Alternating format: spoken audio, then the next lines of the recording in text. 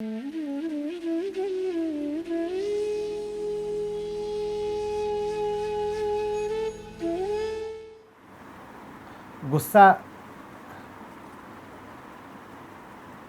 जब भी आया है, क्या उसके पीछे उम्मीद नहीं थी? कुछ ऐसा हुआ जो उम्मीदों के विपरीत था। तो जो तुम चाहते थे उसको पूरा करने के लिए भीतर से ऊर्जा का आवेग उठा। इसको कहते हैं क्रोध। मैं चाहता था चीजें ऐसी चलें, और चीजें कैसी चलने लग गई? ऐसी। तो मेरे भीतर से ऊर्जा उठती है कि मैं धक्का मारकर चीजों को पुनः कैसा कर दूं, ऐसा जैसा मैं चाहता था।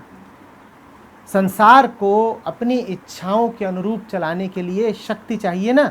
और देखा है गुस्से में कैसी शक्ति उठती है। चेहरा लाल हो जाता है, मसें फड़कने लगती हैं, बाजुओं में अचानक जोर आ जाता है।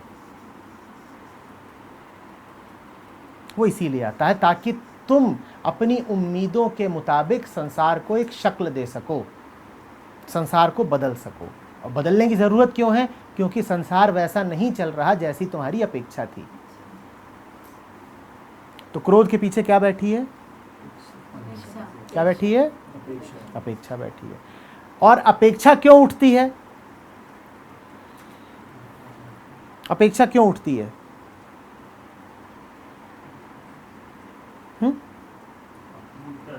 अपूर्णता से। एक अपेक्षा तो वो है जो सतही है, उससे आता है सतही क्रोध। वो आम व्यवहार का हिस्सा है, वो ठीक है।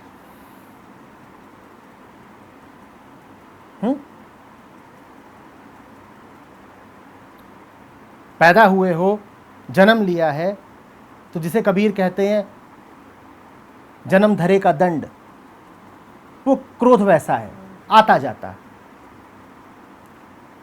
उससे कोई बड़ा नुकसान नहीं हो जाना है। वो वैसा ही है कि जैसे कभी हवा चली, कभी नहीं चली, कभी धूप खिली, कभी थोड़े बादल हो गए। वो व्यवहार का ज्वार भाटा है। और एक दूसरी अपेक्षा होती है जो रोजमर्रा की नहीं होती, जो सतही चीजों की नहीं होती, जो आत्मिक होती है। वो अपेक्षा ये होती है कि मेरे दिल में एक छेद है, मेरी आत्मा में सुराख है, कोई उसको भर दे। और तुम उसको भरने निकले हो, उम्मीद पूरी नहीं हो रही, तुम कुपित हो उठे।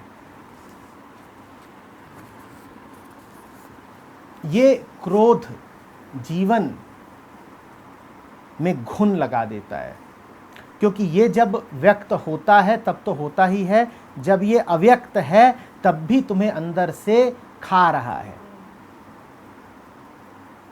ठंडा गुस्सा गर्म गुस्से से ज्यादा हानिप्रद होता है। अगर तुम्हारा गुस्सा ऐसा है कि क्षण आए क्षण जाए,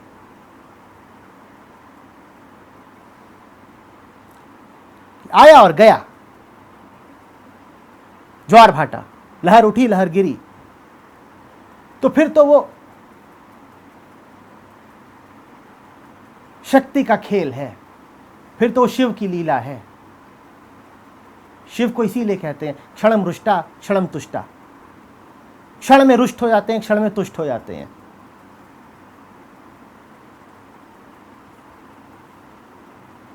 ये तो फिर तुम्हारी बच्चों सी निर्दोषता है। तुम्हारे इस गुस्से में अब कोई गहरा दर्द नहीं छुपा हुआ है, कोई गहरी अपूर्णता नहीं छुपी हुई है।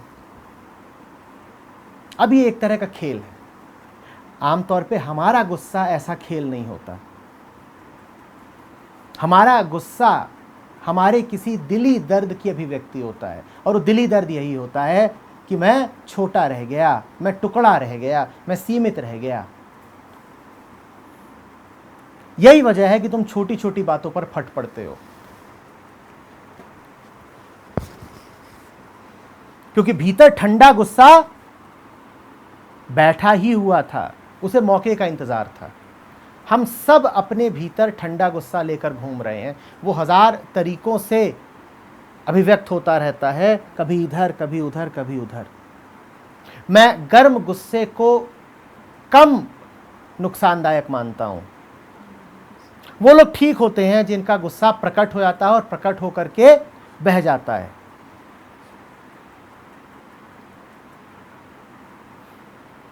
जिनका गुस्सा कभी प्रकट ही नहीं होने पाता, जिनका गुस्सा भीतर ही भीतर फितूर बनकर, दीमक बनकर उन्हें चाटता रहता है,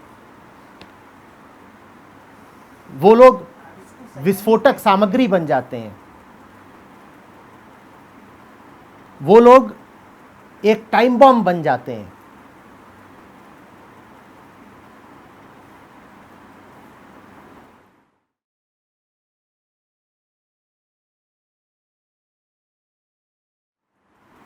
आप जिसको संयमित करने की बात कह रहे हैं उसको समझ लीजिए, समझ लेंगे वो स्वयं संयमित हो जाएगा। वो क्रोध है ही इसीलिए क्योंकि उसको कभी समझा नहीं। संयमित करने की जो ये उत्तेजना है, होड़ है, ये आपको समझने से रोक देगी। आप किसी ऐसी चीज को संयमित करना चाहते हैं जिसका आपको कुछ पता नहीं, कैसे कर पाएंगे? कैसे कर पाएंगे? जो भी बदलना हो पहले उसका पता होना तो आवश्यक है। जिसका कुछ पता ही नहीं उसे बदल कैसे दोगे? जब बारी आती है पता करने की तो हम पता करने से चूक जाते हैं, क्योंकि हमारा मन पहले ही भाग रहा होता है बदलने के लिए, संयमित करने के लिए। कोई कारण होगा ना कि समझाने पर जोर दे रहा हूं, नहीं तो मैं एक वाक्य में बता देता कि संयम ऐसे धारण करो। कोई कारण होगा ना, पर आप समझना नहीं चाहते, आप जल्दी से उपाय चाहते हैं। और उपाय है एक ही, क्या? समझना। समझने से चूके जाते हैं संयम की होड़ में। संयम के बहुत तरीके हैं, खूब हैं। आप जाइए, आप तमाम घूम रहे हैं, गुरु घूम रहे हैं, इंटरनेट पर पढ़ लीजिए। गुस्सा आए तो 10 से 1 तक उल्टी गिनती गिनो, लो हो गया संयम। गुस्सा आए तो सर पे बर्फ डाल लो हो गया संयम। गुस्सा आए तो 2-3 थप्पड़ अपने आप को ही लगा दो, उतर गया गुस्सा। बिना समझे तो संयम के फिर यही स्थूल तरीके मिलेंगे। चाहिए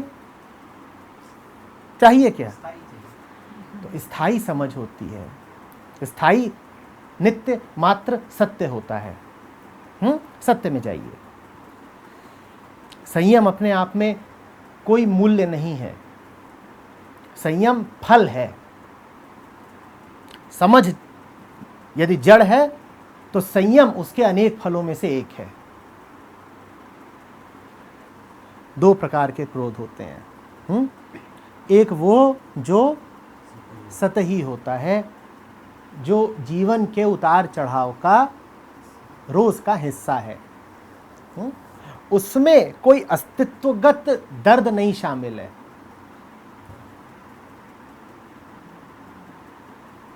और दूसरा जो क्रोध होता है, जिसको मैं कह रहा था कि वो आपको घुन की तरह चाट जाता है भीतर से, हाँ, वो कौन सा होता है? ठंडा क्रोध। और वो क्या कह के उठता है?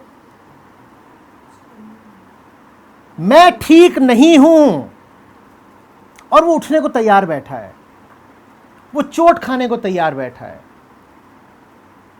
उसे जल्दी से घाव लग जाता है, वो आहत हो जाता है, उसमें से खून बहने लगता है। आपने देखा है लोग कितनी छोटी छोटी बातों पे चोट खा जाते हैं? वो इसीलिए है, वो चोट खा नहीं गए, चोट पर चोट पड़ी है।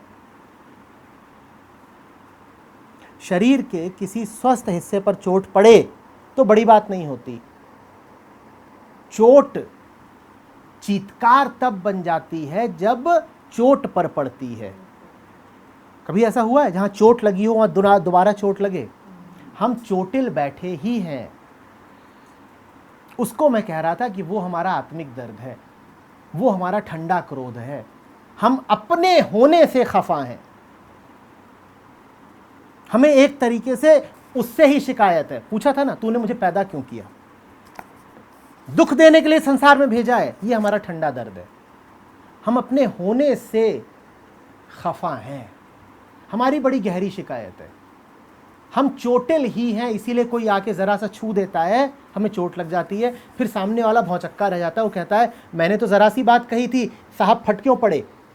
साहब फट इसलिए पड़े क्योंकि साहब फटने को तैयार बैठे थे। वो पहले ही चोटिल हैं, उनका पूरा शरीर एक जख्म है, उन्हें तुम कहीं भी छुओगे वो कराह उठेंगे और कराह के तुम पर आक्रमण कर देंगे। हम ऐसे हैं, हमने अपने होने को घाव सा बना दिया है, हमें हर वक्त टीस उठती रहती है, हम कभी भी स्वस्थ नहीं हैं। जिसे आप आध्यात्म में सच्चिदानंद अवस्था कहते हो, वो और कुछ नहीं है, वो बस यही है कि कभी तो पता चले कि घाव नहीं है, कभी दो चार पल को ही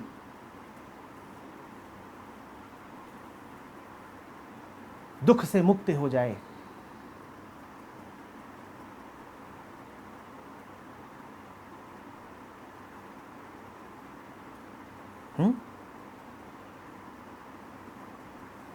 समझ में आ रही है बात? हम सब वो छोटे छोटे बच्चे हैं जिनको नाहक ही समझा दिया गया है तुम बदशक्ल हो, तुम ज्यादा तनाव में रहते हो, तुम्हारी आंखें ठीक नहीं है, तुम में बुद्धि की जरा कमी है, तुम में कोई विशेष प्रतिभा नहीं, तुम उधर दूर ही रहना, तुम प्यार के काबिल नहीं।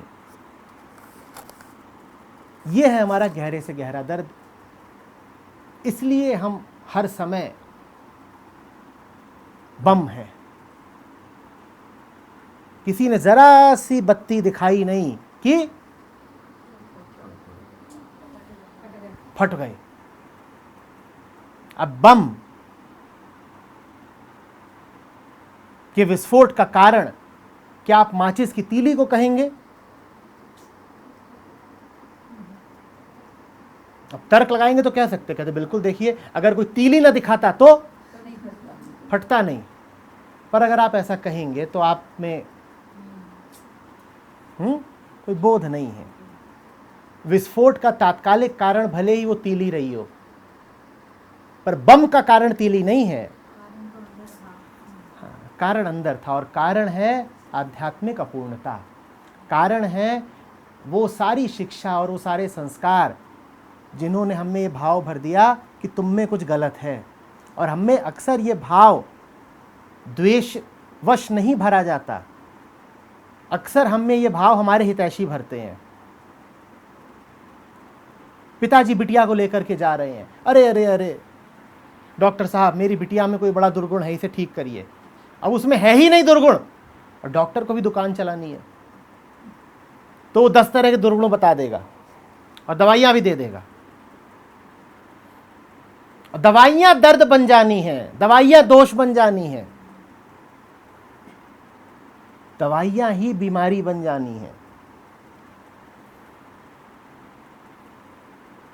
जितना नाश हमारा हमारे शुभचिंतक और हितैषी करते हैं, उतना दुश्मन कभी नहीं कर सकते।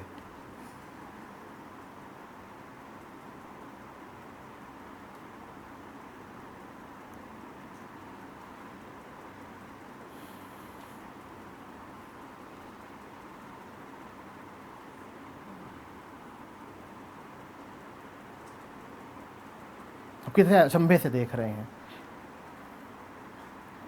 मैं भी आपको यकीन दिलाऊं कि आप में क्या क्या खोट है, तो आप ऐसे सुनोगे जी बिल्कुल ठीक कहा, ये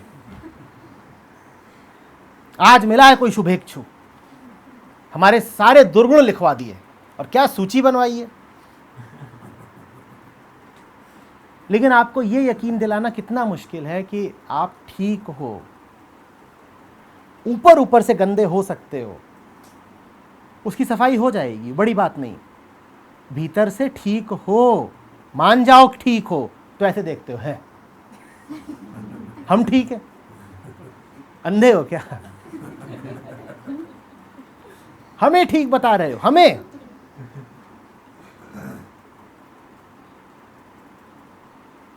मानने जैसी बात ही नहीं है।